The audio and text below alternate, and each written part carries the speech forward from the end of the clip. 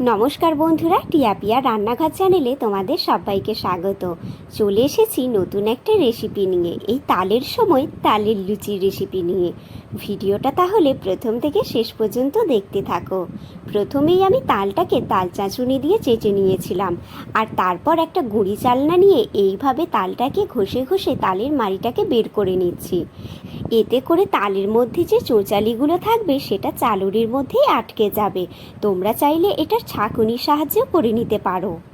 এরপর আমি যতটা পরিমাণে লুচি বানাবো ততটা পরিমাণে ময়দা নিয়ে নিয়েছি, আর তার মধ্যে তেল দিয়ে দিয়েছি, আর তারপর দিয়ে দিচ্ছি পরিমাণ মতো নুন। এই উপকরণগুলো দেওয়ার পর আমি ময়দাটাকে প্রথমে ভালো করে মেখে নিচ্ছি। আর বন্ধুরা, সবার প্রথমে অনুরোধ রইল কিন্তু ভিডিওটিতে একটি লাইক করে চ্যানেলটি সাবস্ক্রাইব করার, আমাদের এই রকম নিত্য নতুন রান্নার ভিডিও দেখার জন্য। আমার ময়দাটাও মাখা হয়ে গেছে। এরপর আমি এই তালের মাড়িটা দিয়ে ময়দাটাকে ভালো মতো মেখে নেব।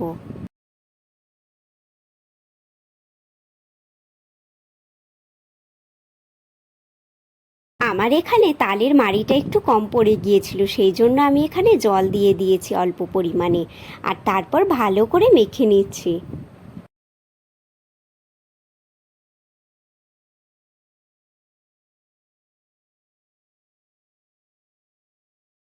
ময়দার ডোটা আমার ভালো মতো মাখা হয়ে গেছে। এরপর আমি ঢাকা দিয়ে আধ ঘন্টার জন্য রেস্ট রেখে দেব। আধ ঘন্টা হয়ে গেছে, আমি এরপর ঢাকাটা খুলে দিলাম। এরপর আমি লুচি করার জন্য লেচিগুলো বানিয়ে নিচ্ছি।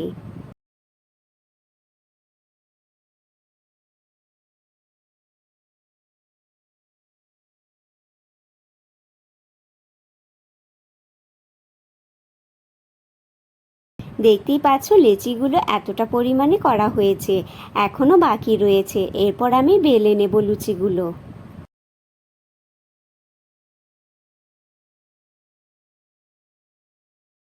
এরপর আমি কড়াইটা বসিয়ে নিয়েছি, আর কড়াইটাকে প্রথমে ভালো মতো গরম করে নিয়েছি, আর তারপর দিয়ে দিচ্ছি পরিমাণ মতো তেল।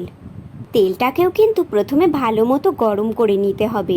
লুচি ছাঁকার জন্য তেলটাকে একদম ধোঁয়া ওঠার মতো গরম করে নিতে হবে, তাহলে কিন্তু লুচিগুলো ভালো মতো ভাজা যায়। দেখতেই পাচ্ছ বন্ধুরা, তালের লুচিটা কত সুন্দর হয়েছে, কত সুন্দরভাবে ফুলেছে। লুচিটা আমার ভাজা হয়ে গেছে, এরপর আমি তুলে নিলাম। এরপর আবারও একটা দিয়ে দিচ্ছি। এই দেখো বন্ধুরা, এই লুচিটাও কিন্তু কত সুন্দর ফুলেছে। আবারও একটা দিয়ে দিলাম। এই দেখো বন্ধুরা, এই লুচিটাও কিন্তু ফুলেছে।